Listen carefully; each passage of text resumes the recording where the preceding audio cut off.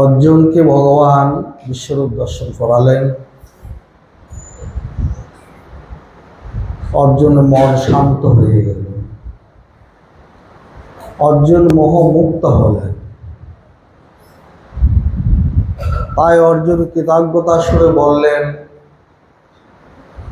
মত অনুগ্রহায় পরম গুহ্যম অধ্যাত্ম সংগীতম যতয়ত্ন বচস্তেন মোহয়ং বিগত মম।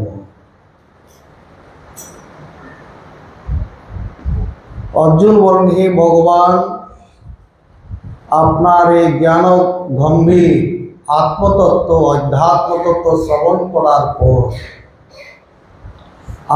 আমার যে মোহ ছিল, মোহ বিগলিত হয়ে যাচ্ছে। সংসারে আমরা সবাই মোহের কারণে আবদ্ধ। বিষয়ের মোহ, বস্তুর মোহ, ব্যক্তির মোহ, মান যশ খ্যাতির মোহ, এসবের মধ্যে আমরা সকলে বন্ধনগ্রস্ত। প্রকৃতির গুণের মধ্যে আমরা সবাই দিন কাটাচ্ছি, কিন্তু এই মোহমুক্তি কিভাবে হয়? মোহমুক্তি হলে তার ফলশ্রুতি কি লাভ হয়?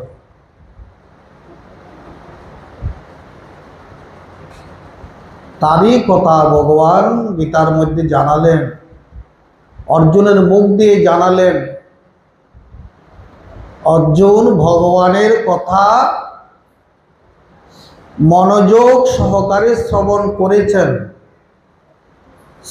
করেছেন, গ্রহণ করেছেন এবং নিজের জীবনকে সেভাবে তৈরি করেছেন। এমন কি জ্ঞানগম্ভীর কথা শ্রবণ করলেন, যা শ্রবণ করেই অর্জুনের মোহ চলে গেল। মত অনুগ্রহায় পরম বলছেন, আপনার অনুগ্রহে আপনি যে জ্ঞানগম্ভীর অধ্যাত্ম আত্মতত্ত্ব কথা শ্রবণ করালেন, তাতে আমার মোহ চলে গেছে। মোহ চলে যাওয়া মানে এখন আমি শান্তিতে আছি। যেখানেই মোহ সেখানেই অশান্তি। পরম তৃপ্তি যেখানে মোহ নেই। অর্জুনের মোহ কি ছিল? ভগবানের জ্ঞানগম্ভীর তত্ত্বটা কি? আমাদের দুটেই জানা দরকার। মোহ মুক্তি লাভ করাই মানব জীবনের লক্ষ্য। যতক্ষণ না মোহ থেকে মুক্তি পাচ্ছি, ততক্ষণ, ততদিন, তত ভার জন্মান্তর ধরে এই মায়াময় সংসারে আমাদেরকে আসতে আর যেতে হবে। পুনরপি জননম পুনরপি মনোরম পুনরপি জননী জটরে শয়নম ইহ সংসারে কলো দুস্তরে কৃপয়া পারে পাই মুরারে। বারবার পুনঃ জন্ম হচ্ছে, পুনঃ মৃত্যু হচ্ছে। এটা আমরা সংসারের মধ্যে জন্ম থেকে মৃত্যু এই অবস্থা, 20, 50, 60, 70, 80 বছরের যে একটা জীবন, এই জীবনের মধ্যে অনন্ত দুঃখ, অনন্ত যাতনা। আজকাল বাচ্চা ছেলেরও টেনশন হচ্ছে, ওরও টেনশন বুঝে। এখন টেনশন মানে একটা চাপা যন্ত্রণা। আমার টেনশন হচ্ছে পরীক্ষায় পাস করবো কি করবো না, টেনশন হচ্ছে পরীক্ষাটা ভালো করে দিতে পারবো কি পারবো না, টেনশন হচ্ছে মা বাবার চটপটাঘাত থেকে মুক্তি পাবো কিনা। মা বাবার যদি একটু করা হয়, একটু এদিক সেদিক চললে, 2-4টা তাপড় দিয়ে ফেললে ছেলেদের পরবর্তী টেনশন হয়। এই সংসারের টেনশন, সংসারের চাপ, তাপ, পাপ সব মিলে আমরা মোহের মধ্যে অবস্থান করছি। এই থেকে মুক্তি পেতে হলে অর্জুন যেভাবে অধ্যাত্ম তত্ত্বকে শ্রবণ করেছেন, চিন্তন করেছেন, মনন করেছেন, গ্রহণ করেছেন এবং ভগবানের কথাটাকে গ্রহণ করেছেন, বিশ্বাস করে গ্রহণ করেছেন, সেভাবে যদি আমরা ভগবানের কথাটা গ্রহণ করতে পারি, তাহলে ভগবানের কথা কি অর্জুন কিভাবে গ্রহণ করলেন? অর্জুনের মোহটা কি ছিল? অর্জুনের মোহ ছিল তার দেহের প্রতি, তার আত্মীয় স্বজনের দেহের প্রতি। তাই তিনি বললেন, এই যুদ্ধে যদি হয় আমার আত্মীয় স্বজন মারা যাবে, ভয়ানক হানি হবে, পিণ্ড বিলোপ হবে, কুলক্ষয় হবে, পাপ হবে, এই যুদ্ধ আমি করতে পারবো না। অর্জুনের আরেকটি মোহ ছিল অহংকারের মোহ, অর্থাৎ আমি এই যুদ্ধের কর্তা, আমি এদের যেন মেরে ফেলবো, আমার হাত ধরে যেন এরা মারা যাবে। তাই তার একটা ভয়ানক চিন্তা হলো, আমি যদি এদেরকে মেরে ফেলি, আমার আত্মীয় স্বজন যদি মরে যায়, তাহলে আমার এই যুদ্ধে জয়লাভ করে বা আমার প্রয়োজনটা কি? এই যে নিজের দেহের প্রতি মোহ, অজ্ঞানতা থেকে মোহ, অহংকার, অভিমান, তার আত্মীয় স্বজনের প্রতি যে মোহ, নিজেকে কর্তা ভাবছে, ভগবানকে কর্তা ভাবতে পারছে না, নিজেকে কর্তা ভাবা, ভগবানকে কর্তা না ভাবা, এই যে তার ভাব, এটা ছিল তার মোহ। যেই মাত্র ভগবানের মুখকমল থেকে শ্রবণ করলেন, অর্জুন দেখো তুমি যে এই যুদ্ধে এদের হতাহত হবে বলে একটা বিবরণ দিলে, এদের মধ্যে কে বসবাস করছেন? অহম আত্মা গুণাকেশ সর্বভূতাশয় স্থিত, আমি সকলের মধ্যে সত্তারূপে আমি আছি। মানুষের কর্তব্য হলো আমার আদেশে শুধু কর্তব্য পালন করা, নিজেকে কর্তা না ভেবে ভগবানকে কর্তা ভাবা, যার যেটা সধর্ম সেটা রক্ষা করা। যে মত অর্জুন শ্রবণ করলেন, তাই তো সর্বত্রই তো ভগবানই বিরাজ করছেন। আমরা শুধু কর্তব্য করতে এসেছি পৃথিবীর মধ্যে। কে মরবে কে মরবে না, এটা তার কর্মর দ্বারা নির্ধারিত হয়ে আছে। এটাই অধ্যায়ের মধ্যে ভগবান দেখিয়েছেন। আমরা কখন মরবো, কোন সময়ে মরবো, কতটাই মরবো, সবগুলো আমাদের কর্মের মধ্যে হিসাব নিকাশ করা আছে। এটা আমরা করতে পারি না বলে আমরা ছেড়ে দিই, ভগবান যখন মারবেন তখন মরবো। আসলে আমাদের কর্মই আমাদেরকে মারবে। কোন সময়ে মরবো, কিভাবে মরবো, কিভাবে মৃত্যু বরণ করবো, আমাদের কর্মের মধ্যে সব লিখিত। যেভাবে আমার জীবন আমি কর্মকে সাজাচ্ছি, ওই কর্মেই আমাকে সেভাবে মৃত্যুবরণ ঘটাবে। ইনি যখন এটা বুঝে গেলেন, অর্জুন বুঝে গেলেন, এখানে আমার কোনো কর্তৃত্ব নেই, ভগবানই সকলের হৃদয়ের মধ্যে অবস্থান করছেন। ইতিপূর্বে বিভূত যুগে ভগবান জানিয়ে দিয়েছেন, সর্বত্র আমি আছি, আমার প্রধান বিভূতি, সকলের মধ্যে আমি আত্মারূপে আছি। মানুষ তার প্রারব্ধ কয়ের জন্য শরীর ধারণ করেছেন, প্রারব্ধ কয়ের জন্য শরীর গ্রহণ, প্রারব্ধ হইলে কয় শরীর পতন। প্রারব্ধ বাড়ানোর জন্য নয়। আমরা যদি সকাম কর্ম করি, অজ্ঞানকৃত কর্ম করি, শাস্ত্রের বিরুদ্ধে কর্ম করি, আমাদের কর্মফল বেড়ে যাবে, প্রারব্ধ বেড়ে যাবে, আমাদের দিনটি কর্মফল, যুগ যুদ্ধ কর্মফল ভোগ করতে হবে। অর্জুন এখন দেখলেন, অর্জুন প্রথমে চিন্তা করেছে আমি যুদ্ধ করব না, এখন বলছে না, এখন যুদ্ধ করতে হবে আমাকে। ভগবানের আদেশ মেনে নিয়ে, ভগবান সর্বত্র ভগবান বিরাজ করছেন, ভগবানের আদেশে এই জীবনে নিষ্কামভাবে তার প্রীতি সম্পাদনার্থে কর্ম করাই শ্রেয়। তাই তিনি বললেন, এখন আমি নিজেকে কর্তা ভাবছি না, আপনিই কর্তা। আমি নিজেকে দেহ ভাবছি না, সকলের মধ্যে আপনাই আছে। আমার কর্তব্য শুধু আপনার আদেশে কর্ম করা। এখন তিনি এইভাবে মনে মনে স্থির হয়ে ভগবানের কাছে কৃতজ্ঞতা স্বরূপ জানালেন, মত অনুগ্রহায় পরমম গুহ্যমধ্যাত্ম সংগীতম যতেন মোহয়ং বিগত মম।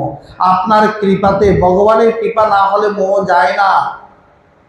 মানব জীবনে পূর্ণতা প্রাপ্তির জন্য চারটি কৃপা প্রয়োজন: আত্মকৃপা, শাস্ত্র কৃপা, ঈশ্বর কৃপা, গুরু কৃপা।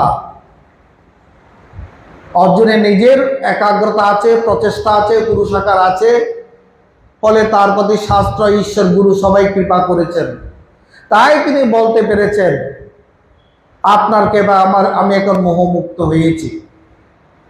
আপনি কৃপা করে আমাকে বিভূতি যুগে, আপনি যে স্থাবরী জঙ্গম সর্বত্র, আকাশ, সাগর, নদী, যার যার বিভূতিময় সত্য, যেখানে যেখানে তোমার শক্তি বিরাজ করছেন, সবকিছু আপনি বলেছেন।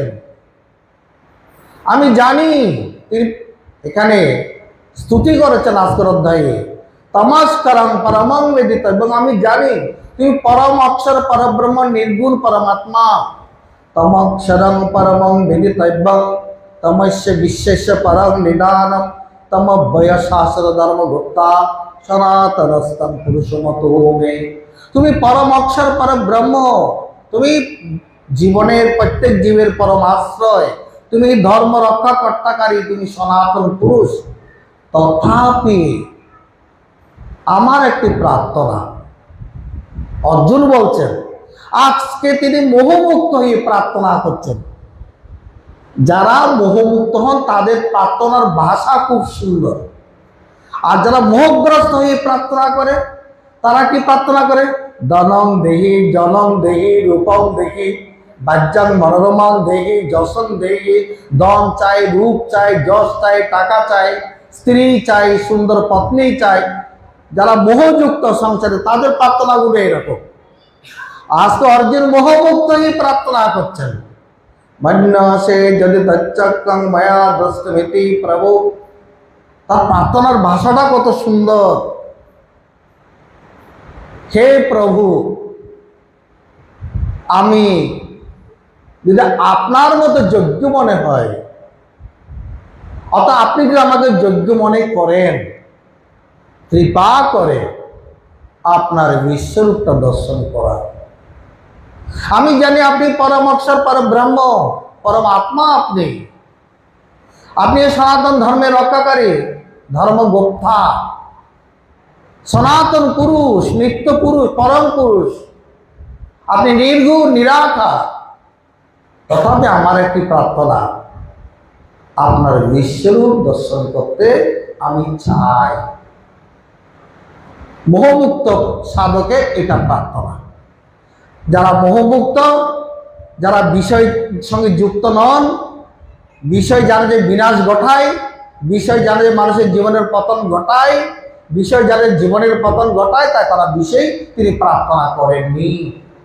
অর্জুনের থেকে এটা আমাদের শিক্ষা। মানব জীবনে এসে বিষয় প্রার্থনা করা মানে ভগবানের কাছে কাছের টুকরা প্রার্থনা করা। হীরা প্রার্থনা না করে কাছের টুকরা প্রার্থনা করা হচ্ছে বিষয় প্রার্থনা করা।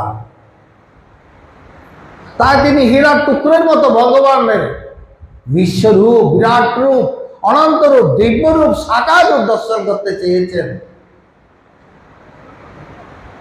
প্রার্থনা যদি শুদ্ধান্তকরণে হয়, প্রার্থনা যদি শাস্ত্রবিহিত হয়, প্রার্থনা যদি ব্যাকুলিত প্রাণে হয়, প্রার্থনা যদি ন্যায় অনুমোদিত হয়, সেই প্রার্থনা ভগবান মঞ্জুর করেন। অর্জুনের প্রার্থনার ভাষা ছিল খুব সুন্দর, বিনম্র চিত্ত, কৃপা নির্ভর, ভগবানের প্রতি গভীর বিশ্বাস। আমি জানি আপনি পারবেন আমাকে আমার বিশ্বরূপ দর্শন করাতে। এত বিশ্বাস ছিল, এত নিরহংকার মনোভাব ছিল, এত নিরভিমান মনোভাব ছিল, এত কৃপা নির্ভর। আপনার কৃপাতেই সম্ভব, এটা আমার সাধনা বলে নয়। এই যে বিনম্রতা, এই যে শ্রেয় প্রার্থনা, ভগবানকে দেখার প্রার্থনা। বিশ্বরূপ দর্শন মানে ভগবানের সাকার রূপ দর্শন করা, দিব্যরূপ দর্শন করা। আপনি আমাকে সেটা দর্শন করা, এটাই ছিল অর্জুনের যোগ্যতা। একাদশ ইন্দ্রিয় সংযত না হলে একাদশ অধ্যায়ের বিশ্বরূপ দর্শন হয় না। সাধন চতুষ্ট সম্পন্ন ব্যক্তি ভগবানের রূপ স্বরূপ সবই দর্শন করতে পারে। বিনা ইন্দ্রিয় সংযমে, বিনা ত্যাগে, বিনা ব্রহ্মচর্যে এবং সত্যনিষ্ঠতায় ভগবানকে দর্শন করা যায়। সত্যেন লভ্য তপসা হি এষ আত্মা সম্যক জ্ঞানেন ব্রহ্মচর্যের নিত্যম। বলছে ভগবানকে লাভ করার উপায় সত্যতা, তপস্যা, সম্যক জ্ঞান এবং ব্রহ্মচর্য, সংযত ইন্দ্রিয়। অন্ত শরীরে জ্যোতির্ময়ী শুভ্র, প্রত্যেকের শরীরের মধ্যে, অন্তঃকরণের মধ্যে, অন্ত শরীরে তিনি জ্যোতির্ময় রূপে জ্বলজ্বল করছেন, অবস্থান করছেন। যে তাকে দর্শন করেন তার সমস্ত জন্মান্তরের প্রারব্ধ ক্ষীণ দোষা সবগুলো বিনাশ হয়ে যায়। যম পশ্যন্তি যতি কেন দোষা, যিনি দর্শন করেন তার জীবনের সমস্ত গ্লানি, সমস্ত পাপ তাপ প্রারব্ধ সব কিছু কেটে যায়। এবার দর্শনটা আমাদের এই জন্য মানব জীবনের প্রয়োজন। ঠাকুর রামকৃষ্ণ বলতেন, জোশ করে একবার তাকে দর্শন করতে পারে কিনা দেখো, জীবনের সব কিছু তোমার, সব রাস্তা তোমার পরিষ্কার হয়ে যাবে। জোশ করে, অর্থাৎ তুমি ব্যাকুলিত হয়ে আগে তাকে দর্শন করে নাও। এটাই মানব জীবনের লক্ষ্য। কতগুলি বিষয় কষ্ট করে আহরণ করলাম আর বিষয়গুলো গলাধকরণ করলাম আর টয়লেট ভরালাম, এই কি মানব জীবন? এত সুন্দর জীবনের কি এটুকুই মহত্ব? এগুলো তো পশু পাখিরাও করে। তো আমাদের জীবনের সঙ্গে পশু পাখির জীবনের কি তফাৎ? তফাৎ তো শুধু একটি, জ্ঞান হি তেসা নদীক বিশেষ। তোমার যে ধর্মজ্ঞান, আত্মজ্ঞান, ঈশ্বর জ্ঞান না থাকে তো তোমার সঙ্গে পশু পাখির কোনো আর তুলনাই হয় না। তুমি আর পশু পাখি সমান। পশু পাখিরা যা করে আমরা শুধু তাই করব। এই জন্যই কি মানব জীবনের বিশেষত্ব? না, মানব জীবনের বিশেষত্ব সেখানে ধর্ম হিতে সাংগতিক বিশেষ, জ্ঞান হিতে সাংগতিক বিশেষ। ভগবানের জ্ঞান অর্জন করো, ভগবানকে দর্শন করো, ভগবত স্বরূপ জ্ঞান লাভ করো, তবেই মানব জীবনের সার্থকতা। মানব জীবনের সার্থক করার জন্যই তো এক বিশ্বরূপ দর্শন। মানব জীবন সার্থক করার জন্য তো অর্জুনের প্রার্থনাটা আমাদের জীবনের শিক্ষা। কিভাবে অর্জুন ছিলেন, আমাদের কিভাবে চলতে হবে। তোতা পাখির মতো গীতা তো পড়লে হবে না, গীতাতে গ্রহণ করতে হবে, ভগবানের কথা গ্রহণ করতে হবে। তাই অর্জুনের প্রার্থনা অনুসারে ভগবান সঙ্গে সঙ্গে তাকে বিশ্বরূপ দর্শন করাচ্ছেন। এমনকি দদামি দিব্যং, তাকে দিব্যচক্ষু পর্যন্ত দান করলেন। সাধারণ চোখে তাকে দেখা যায় না, চারমা চোখে ভগবানের দিব্যরূপ দেখা যায় না। ঠাকুর রামকৃষ্ণ বলতেন, আমাদের এই দু চোখ ব্যতীত ভক্তির মাধ্যমে অর্জিত একটি ভাব চক্ষু আছে, যেটাকে জ্ঞান চক্ষু, দিব্য চক্ষু বলা যায়। যাদের অন্তঃকরণ সংযত তাদের মধ্যে দিব্য চক্ষুর প্রকাশ পায়। সাধক সাধনার মাধ্যমে এই দিব্য চক্ষুর মাধ্যমে ভগবানের অনন্ত রূপ দর্শন করে, যেগুলো এখানে একাদশ অধ্যায়ে বর্ণিত যে বিশ্বরূপ ভগবান দর্শন করালেন, সাধকরা, প্রকৃত সাধক এগুলো নিত্য দর্শন করে। এই বিশ্বরূপ দর্শনের মধ্যে কি আছে? অনন্ত ব্রহ্মাণ্ড তারই রূপ, তারই সাকার রূপ। সেখানে যত দেবগণ, গন্ধর্বগণ, অসুরগণ, নাগগণ, অন্তরিক্ষ, চরাচর, দ্বাদশ আদিত্য, একাদশ রুদ্র, অষ্ট বসু, 49 বায়ু, মরুদ্গণ সমস্ত সেখানে বিরাজ করছেন। আবার ভগবানের একটি দেহের মধ্যে তার অনন্ত শীত, অনন্ত চক্ষু, অনন্ত বাহু, অনন্ত পাদ, সেটাও দর্শন করাচ্ছেন।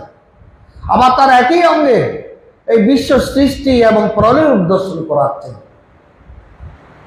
কেন করাচ্ছেন অর্জুন? এই যে সৃষ্টি এবং প্রলয়, এগুলো এমনি এমনি হয় না, কর্ম অনুসারে হয়।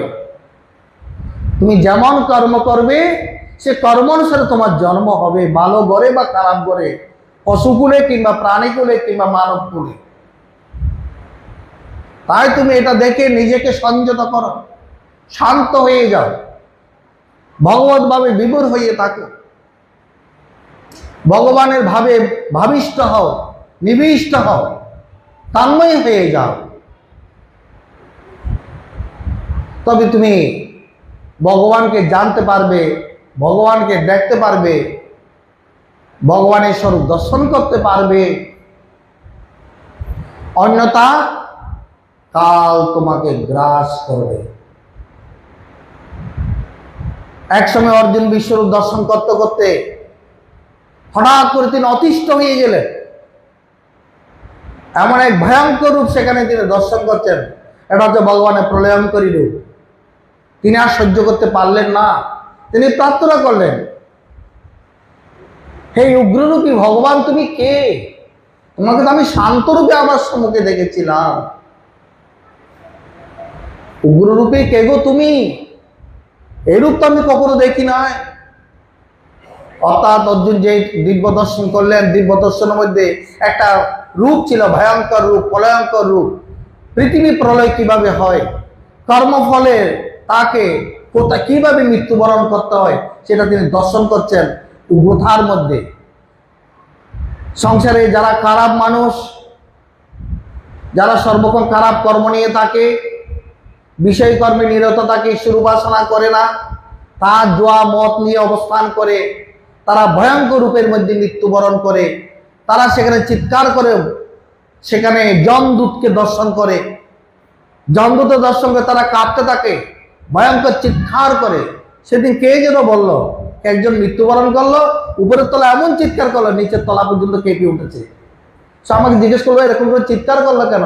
আজ সে পাপী মানুষ, সে যমদূত দেখে ভয় পেয়ে গেছে, তার মুখ দিয়ে বিকট শব্দ হয়েছে, 5 তলায় শব্দ করেছে, 1 তলা পর্যন্ত পৌঁছে গেছে, সঙ্গে সঙ্গে মারা গেল। এই রূপটা দর্শন করছেন অর্জুন ভগবানের মুখগম্বরের মধ্যে। তখন অর্জুনকে ভগবান বললেন, তুমি ভয় করো না, আমি কাল। কাল মানে মানুষের পরিণতি ঘটায়, কাল শব্দ তো পরিণতি ঘটায়। অর্থাৎ প্রত্যেকের মৃত্যু পরোয়ানাটা জারি হয়ে যখন হয়ে যায়, আমি তাদের চুলের মুঠি ধরে নিয়ে যাই। এটা কিরকম? কাল অস্মি কাল, বলতে আমি কাল অস্মি, আমি কাল। লোক ক্ষয় কৃত প্রবৃদ্ধ, লোককে ক্ষয় করার জন্য আমি কাজে প্রবৃত্ত হয়েছি। আমি ইচ্ছা করে কারো মৃত্যু হোক এটা আমি চাই না। কর্ম দ্বারা সে মৃত্যু মুখে পতিত হয়েছে, আমি কেবল তাকে টেনে নিয়ে যমলোকে নিয়ে যাচ্ছি। কর্মের দ্বারা মানুষের মৃত্যু লিখিত হয়ে থাকে, কিভাবে মৃত্যুবরণ করবে, কোন সময় নেই, কোন পক্ষে, কোন বারে, কতটা সব কর্মের দ্বারা লিখিত হয়ে যায়। হঠাৎ করে কারো মৃত্যু হয় না। আমরা বলি লোকটা হঠাৎ করে মরে গেল, আসলে হঠাৎ করে নয়, ও কর্মই তারপর করবে। হঠাৎ করে আমাদের মতো মনে হচ্ছে হঠাৎ করে মৃত্যুবরণ করলো, আসলে হঠাৎ করে কেউ মরে না, কর্মের দ্বারা লিপিবদ্ধ সবকিছু। আনন্দময়ী এই কালের পরিণামটা কিভাবে ঘটে আমাদেরকে একটা দৃষ্টান্ত তিনি শুনিয়েছেন তার গ্রন্থের মধ্যে। বলছে কাল কি জানো? কালের আর নাম বলে নিয়তি, যেটাকে আমরা অদৃষ্ট বলছি, দেখছি না বলে, দেখতে পাই না বলে অদৃষ্ট বলি, নিয়তি বলি। হঠাৎ করে কোনো মানুষ মরে গেলে আমরা বলে ওর নিয়তিতে আছে তাই সে মরে গেছে। ওর নিয়তি মানে কি? কর্ম। নিয়তি মানে কর্ম, ওই কর্ম তাকে ওখানে নিয়ে যাচ্ছে। এক ব্রাহ্মণ দম্পতি 2 পুত্র নিয়ে ঘরে শুয়েছেন। ব্রাহ্মণ মধ্যরাতে বাহ্য করতে গেছেন, বাহ্য থেকে ফেরার সময় দেখছেন একটা সাপ তার স্ত্রী, কন্যা, পুত্র 3 জনকে দর্শন করেছেন। দর্শন করার সাথে 3 জনেই প্রাণ ত্যাগ করেছেন। এদিকে ব্রাহ্মণের ভয়, ওইদিকে স্বজনহারা, স্ত্রী পুত্রহারা কোপ। তিনি সবকিছু সামাল দিয়ে সাপটাকে মারতে গেল, কিছুক্ষণ পর গিয়ে দেখছে সাপটা অদূর দূরে চলে গিয়ে এক যুবতীর একটা ষাঁড়ের রূপ ধারণ করলো। ষাঁড় মানে গরু। ওই সর্পটা দুইটা গরু হয়ে গেল, দুটা ষাঁড়। ষাঁড়ে মারামারি করলো, একটা ষাঁড় মরে গেল। হঠাৎ করে আরেকটা ষাঁড় চেঞ্জ একটা যুবতী হয়ে গেল। আর ওই ব্রাহ্মণ তিনি পিছু পিছু দেখছেন ঘটনাগুলো। প্রথমে সাপ ছিল, ষাঁড় হলো, যুবতী হলো। যুবতী রাস্তার এক পাশে দাঁড়িয়ে গেল, অপর প্রান্ত থেকে দুইটি সুপুরুষ, দুইজনে পরস্পর ভাই, এই যুবতীকে দেখে তাকে গ্রহণ করার জন্য তার যে লালাইতে মারামারি করে মরে গেল। এবার ওই ব্রাহ্মণ যুবতীর পিছু পিছু ছুটল। যুবতী বলল, তুমি আমার পিছু পিছু আসো না ব্রাহ্মণ, তোমার পথ ধরো, তুমি চলো, আমাকে আমার পথে যেতে দাও। ব্রাহ্মণ বলল, আমি আপনার কাণ্ড কীর্তন দেখছি, আপনি আমার স্ত্রী পুত্র কন্যা দুজনকে তিনজনকে মেরেছেন, তারপর আপনি ষাঁড় হলেন, এক বলদ গরু মারা গেল। আপনি যুবতী হলেন, দুই পুরুষ মারামারি করে মরে গেল। আপনি আবার একাকার ছুটছেন, কাকে মারার জন্য যাচ্ছেন? আপনি কেন শুধু শুধু এসব কাণ্ড করছেন? বলে, আমি শুধু শুধু এটা করি না, তুমি তোমার পথে চলো। বলে, না, আমি না জেনে যাব না, আমার মনে অনেক ব্যথা, কোথায় যাব? স্ত্রী পুত্র মরে গেল, ঘর শূন্য হয়ে গেল, যে ঘরে গৃহিণী থাকলে সেটা গৃহ হয় না, সে গৃহে আমি ফিরে যেতে পারি না। বলে, তুমি কি আমাকে জানতে চাও? বলে, হ্যাঁ। বলে, আমি নিয়তি। নিয়তি মানে কি? নিয়তি মানে অদৃষ্ট কর্মফল, মানে কর্ম দ্বারা যে মৃত্যুবরণ করবে তাকে আমি টেনে নিয়ে চলে যাই। এবার ব্রাহ্মণ একটু থমখালেন, ভাবলেন, তাহলে সকলেই কি কর্মের পরিণাম প্রাপ্ত হলো? বলে, তাই। বলে, আমার কর্মের পরিণামে মৃত্যু কিরূপ? বলে, তুমি জলে ডুবে মরবে, দেখো বাঁচতে পারো কিনা। তুমি জলে ডুবে মরবে, দেখো বাঁচতে পারে কিনা। এবার ব্রাহ্মণ চিন্তিত হলেন, যুবতী চলে গেলেন, নিয়তি অদৃশ্য হয়ে গেলেন। ব্রাহ্মণ ভাবলেন, যেখানে জল নয় বাকি জীবন সেখানে কাটাবো। এবার তিনি পাহাড় পর্বত ঘুরছেন, কোথায় দিন কাটাবেন। ঘুরতে ঘুরতে এক পাহাড়ের পাদদেশে এক জমিদার বাড়িতে পৌঁছে গেলেন। সেখানে তিনি আলাপ করলেন যে, আমি পণ্ডিত, লেখাপড়া জানি, আমি আপনার গৃহে একটি শিক্ষকতার কাজ চাই। তো সেই জমিদারও ভক্ত মানুষ, তিনি শিক্ষিত মানুষ, পণ্ডিতের সাথে কথাবার্তা বলে জানতে তিনি বুঝতে পারলেন না এটার দ্বারা আমার পরিবারের উপকারে আসবে, তাকে মাস্টার হিসাবে নিয়োগ দিল। এভাবে 1 বছর 2 বছর কেটে গেল। ব্রাহ্মণও খুব সুখে আছেন, আশেপাশে কোনো জলাশয়, পুকুর, নদী, কাল, বিলে কিচ্ছু নেই, সুখে আছেন। অনেক বছর কেটে গেল। এবার সেই জমিদার বংশে এমন একদিন আসলো, তারা ভাবলেন আমরা কাশীতে যাব, গঙ্গা স্নান করব, বিশ্বনাথ দর্শন করব। এবার জমিদারের এক নাতি আছে, ব্রাহ্মণের সঙ্গে খুব সখ্যতা, নাতি দাদুর সম্পর্ক। যখন ব্রাহ্মণকে বলছেন, আমরা তো এবার কাশী যাব, মানুষের প্রত্যেকে একবার কাশী যেতে চায়, কাশী গঙ্গায় স্নান করে বিশ্বনাথ দর্শন করে অন্নপূর্ণা দর্শন করতে চায়, আপনিও চলুন। হঠাৎ করে ব্রাহ্মণের সেই জলের কথা মনে উঠলো, বলে, না, আমি যাব না। অনেক পিড়ি করার পর ব্রাহ্মণ তখন তার জীবনের ঘটনা জানিয়ে দিল, আমার মৃত্যু হবে জলে ডুবে, তবে কোনো জলাশয়ের কাছে যেতে পারবো না। এইদিকে জমিদারের নাতি পণ্ডিত না গেলে সেও যাবে না, প্রয়োজনে সে একাকে পণ্ডিতের সঙ্গে বাড়িতে থাকবে। এইদিকে জমিদার দাদু নাতিকে না নিয়ে কাশিতে যাবে না। ঘটনা চক্রে একেবারে পেঁচে গেল। এখন যেতেই হবে, ওরা টিকিট ফিট কেটে ফেলেছে। ব্রাহ্মণকে বললেন, ঠিক আছে, আপনি গঙ্গা জলে স্নান করবেন না, আপনি গঙ্গার তটের উপরে থাকবেন, আমরা সবাই স্নান টান করে একসঙ্গে বিশ্বনাথ দর্শন করব। এবার ব্রাহ্মণে কেমন যেন মনে হলো, তাই তো, আমি তো গঙ্গা স্নান না করলেই তো হয়ে গেল, আমি জলের কাছে না গেলেই তো হয়ে গেল, আর ওই নিয়তির অভিশাপ তো আমার উপর আসবে না। আর এদিকে ওই জমিদারের নাতির প্রতি অসম্ভব মোহ, তার টানো যেতে ইচ্ছা হচ্ছে। এবার সবাই চলে গেল। কাশিতে সবাই গঙ্গার স্নান করছেন।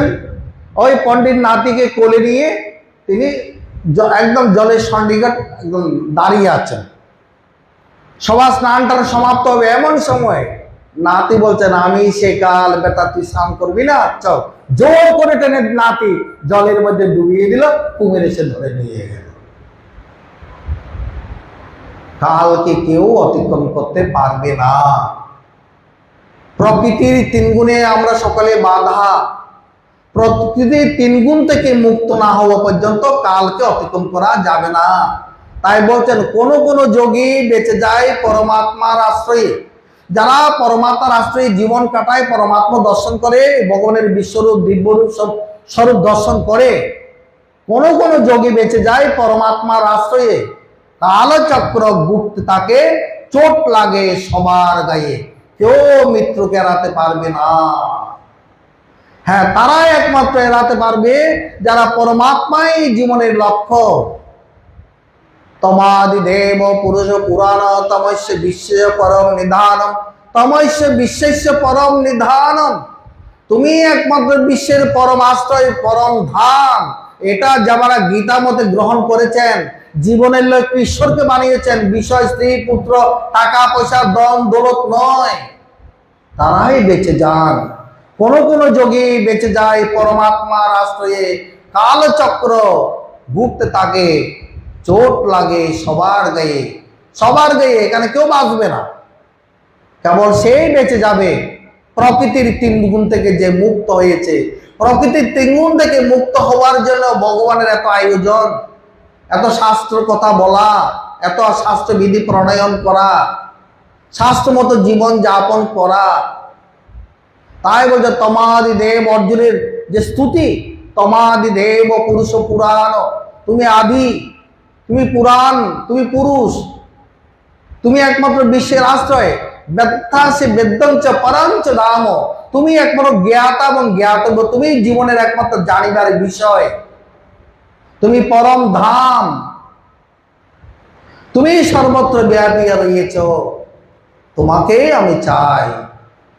তাই ভগবান বলছেন কিভাবে তুমি আমাকে লাভ করবে জানো? বক্তা তরণ্য সক্যম অহম এবং বিদোর্জুন জ্ঞাতুম দ্রষ্টুঞ্চ তত্ত্বেন প্রবেষ্টুঞ্চ পরন্তপ। অনন্য ভক্তির সাহায্যে তুমি আমাকে জানতে পারবে, দেখতে পারবে এবং আমার মধ্যে একাকার হয়ে যাবে। বক্তা তরণ্য সক্যম, ভক্ত মানে ভক্তির সহিত অনন্য ভক্তি। অনন্য ভক্তি কাকে বলে? মন্দিরে আসলাম, প্রণাম করলাম, পুজো দিলাম, ব্রত করলাম, সংযম করলাম, উপবাস করলাম, এগুলো অনন্য ভক্তির নিম্নরূপ, অনন্য রূপ নয়। অনন্য রূপ হচ্ছে অনুসন্ধানাত্মিকা ভক্তি, স্বরূপ অনুসন্ধানাত্মিকা ভক্তি। ভগবানের স্বরূপ কি, আমার স্বরূপ কি, এই স্বরূপের অনুসন্ধানের মধ্যে যারা জীবন অতিবাহিত করে তাদের ভক্তি হলো অনন্য ভক্তি। অনন্য ভক্তি যারা আছে, অনন্য ভক্তির সঙ্গে তুমি আমাকে জ্ঞাতুম, আমি কে তুমি তখন জানতে পারবে। দ্রষ্টুম, তুমি আমার সাকার দর্শন করতে পারবে। দর্শন শব্দের যেমন দেখা হয়, দর্শন শব্দের অনুভব হয়, তখন তুমি আমাকে অনুভব করতে পারবে। আমি কে, আমার স্বরূপ অনুভব করতে পারবে, তোমার স্বরূপ অনুভব করতে পারবে। প্রবেশ তুঞ্চ পরন্তপ, তখন তুমি আমি এক, এটা তোমার জ্ঞানের মধ্যে এসে যাবে, সমাধি প্রাপ্ত হবে। হ্যাঁ, যখন বরফ গলে জলে একাকার হয়ে যায়, তোমার এই সাকার রূপ বলে ভগবান একাকার হয়ে যাবে, দেখতে পাবে। তার জন্য সকলের জন্য আজকের অধ্যায়ে ভগবান একটি নির্দেশিকা জারি করেছেন কিভাবে জীবন যাপন করতে হবে আমাদেরকে। মত কর্ম কৃত মত পরম মত ভক্ত সঙ্গ ভর্জিত নির্ভৈর সর্বভূতেষু যশম আমেতি পাণ্ডব। একবার সহজ একটি নির্দেশিকা জারি করেছেন, বলে রাজা অম্বরীশের মতো আমার কর্ম করো। আমার কর্ম, ভগবান যে কর্মের দ্বারা ভগবান সন্তুষ্টি লাভ করেন। কোন কর্মের দ্বারা ভগবান সন্তুষ্টি লাভ করেন? শাস্ত্রীয় কর্মের দ্বারা, অশাস্ত্রীয় কর্মের দ্বারা নয়।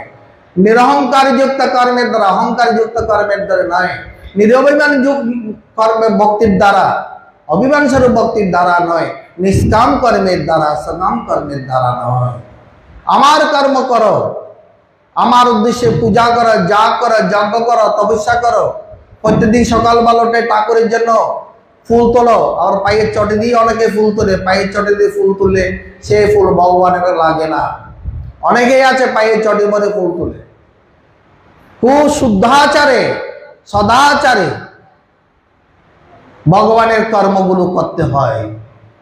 অনাচারে ভগবত পূজা করলে সে ভগবান প্রসন্নতা প্রাপ্ত হয় না। ঠাকুর ঘর মার্জনা করে নিজের হাতে, দাস দাসী দিয়ে নয়। নিত্য জপ করো, পূজা করো, ধ্যান করো, সংযম করো, ধারণা করো, নিত্য জ্ঞানাভ্যাস করো, ভগবানের কথা শ্রবণ করো, মনন করো, চিন্তন করো। এইসব কর্মের দ্বারা ভগবান প্রসন্ন হন। এমনকি যারা দৈনন্দিন যে কর্মে রত আছেন, এই কর্মগুলো তার উদ্দেশ্যে কর্ম করুন। আপনি চাকরি করুন, গৃহিণী রান্নার কাজ করুন, ব্যবসা বাণিজ্য করুন, এটা তার, আমার নয়। ওই যে বললাম আমি কর্তা বাবা, এটা হচ্ছে মোহ। তুমি কর্তা বাবা, এটা হচ্ছে মোহহীনতার লক্ষণ, শূন্যতার লক্ষণ। আমি কর্তাটা অজ্ঞান, তুমি কর্তা, এটা হচ্ছে জ্ঞান।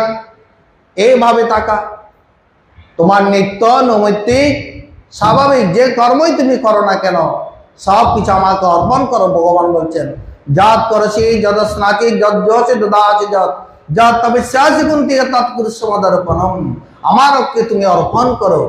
তুমি ভোগের জন্য কর্ম করছো নয়। তুমি ব্যবসা বাণিজ্য করে চাকরি বাকরি করে লাখ টাকা রোজগার করছো, তুমি ভোগের জন্য নয়। আগে ভগবানের জন্য নিবেদন করে দাও। গত সপ্তাহে বলেছিলাম না, 50 টাকা রোজগার করে 25 টাকা দান করে দিত পিতা, আর তার ফলশ্রুতি তার পুত্র প্রাপ্ত হবে। ভগবানকে অর্পণ করো। মত করে মকৃত মত পরম। জীবনের লক্ষ্য শুধু আমি, স্ত্রী পুত্র, টাকা পয়সা, ব্যবসা বাণিজ্য, দল দৌলত, টাকা অট্টালিকা নয়। মত ভক্ত নিত্য নববিধা ভক্তির সাহায্যে আমার অর্চনা করো।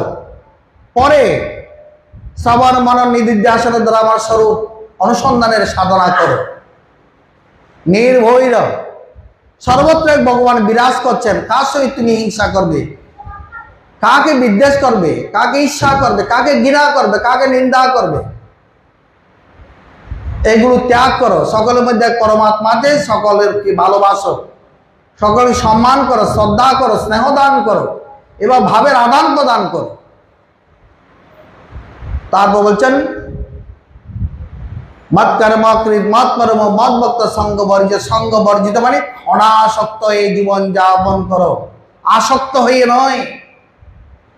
ভোগাসক্তি, কামাসক্তি, রাগাসক্তি নিয়ে জীবন যাপন নয়, প্রেমাসক্তি নিয়ে জীবন যাপন। আমার ভোগের জন্য কর্ম করা, দেহের ভোগের জন্য কর্ম করা, পরিবারের ভোগের জন্য করা বলে তাকে বলে কাম। ঈশ্বরের তৃপ্তির জন্য কর্ম করা বলা হয় নিষ্কাম বা প্রেম। নিষ্কামের সহিত ভগবানের সাধনা করো। তাই ভগবান এর একটা কথা বলেছেন, নিমিত্ত মাত্রাং ভব সম্প্রসাচিন। তুমি নিমিত্ত হইয়া কর্ম করে। অর্জুনকে একটা চরম উপদেশ দিলেন সকলের জন্য। তুমি নিমিত্ত হইয়া, সংসারে কেবল তুমি নিমিত্ত উপলক্ষ। ভগবান আমাদেরকে পুতুলের মতো নাচাচ্ছেন, এই ভোটটা যেন আমাদের থাকে। তুমি নিমিত্ত হইয়া কর্ম করো। যে নিমিত্ত হইয়া কর্ম করে তার কর্তৃত্ব বোধ থাকে না, ভক্তিত্ব বোধ থাকে না, অহংকারিত থাকে না, অভিমানও থাকে না। তা বলছে নিমিত্ত মাত্রাং ভব সব্যসাচীন। অর্জুনকে একটা উপদেশ করেছেন, তুমি যা করবে নিমিত্ত হইয়ে করো। এই সব্যসাচী, সব্যসাচী মানে দুই হাতে কর্ম করো। সব্যসাচ সব্য মানে বাম, অথবা এক হাতে যুদ্ধ করে। এখানে তার লক্ষ্যার্থ হলো তুমি দুই হাতে ভগবানের কর্ম করো। হ্যাঁ, অলস হয়ে জীবন যাপন করো না। প্রত্যেকটা মুহূর্তের সময়ে দান দাও। কালের সাধনা করো। গত সপ্তাহে বলেছিলাম কালের সাধনা করো। কালে মানে সময়ের মূল্য দাও। যথা সময় উঠে, ব্রাহ্ম মুহূর্ত উঠে তপস্যা করো। সূর্যোদয়ের সাথে গুনতে করে সূর্য প্রণাম করো। তারপর যথাসময়ে যথাবিহিত কর্ম সাধন করো। লক্ষ্মী তোমার ঘরে এমনি এসে যাবে। ভগবান এমনি যেখানে লক্ষ্মী থাকবে সে লক্ষ্মীপতি নারায়ণ সেখানে থাকবে। যেখানে নারায়ণ থাকে সেখানে হরিহর হবে, আত্মা হর থাকবে, হরিও থাকবে। যেখানে হর হরি থাকে সেখানে গণপতি ভগবান থাকবে, সিদ্ধি থাকবে। আর কি অভাব থাকে? আমরা তো সেভাবে কর্মকে সাজাতে পারি না, তাই জন্য আমরা দুঃখ ভোগ করি। আজকের অধ্যায়ের উপদেশ অনুসারে যদি ভগবত পিত্তার্থে প্রতিনিয়ত কালের সাধনার মাধ্যমে আমরা কর্ম করি, কাল থেকে আমরা উত্তীর্ণ হতে পারবো, তথা মোহ থেকে মুক্তি লাভ করতে পারবো। ওম তৎসৎ। জয় গুরু।